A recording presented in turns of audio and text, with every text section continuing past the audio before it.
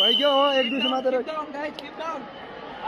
भइगयो है भयो बुनिया आईसीसी टी20 विश्वकपको नेपालको पहिलो खेल जुन भएको थियो इङ्ल्यान्ड र नेपाल बीच त्यो खेल सकिए पछाडिको एउटा दृश्य अहिले भारतीय सोशल मिडिया र इन्फ्लुएन्सरहरू बीच भाइरल भइरहेको छ।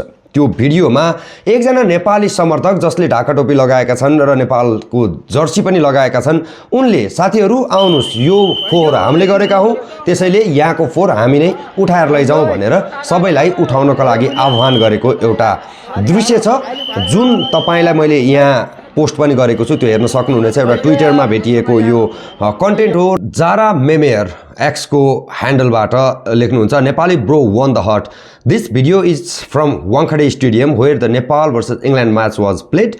After the match ended, this Nepali fan was seen picking up the garbage scattered around the stands. No camera pressure, no drama, just pure responsibility. Be honest. Have you ever seen an Indian fan doing this after a match?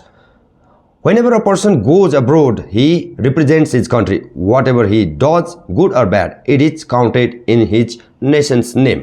र त्यो कन्टेन्टले एउटा नेपाली समर्थकलाई म नेपाली हुनुमा पनि गर्व दिलाएको छ। साथीहरू, हामीले जुन सन्देश टियु क्रिकेट मैदानमा दिइरहेका थियौं, त्यो सन्देश मुम्बईको वाङखडे क्रिकेट मैदानमा पनि गएर दिएका छौं। यसले नेपालको सभ्यता उजागर गरेको छ र भारतीय समर्थकहरू जसले त्यो भिडियो मुनि कमेन्ट गर्नुभएको छ, भारतीयहरूले नेपालीबाट धेरै कुरा सिक्नुपर्ने भनेर कमेन्ट गरिराख्नु भएको छ।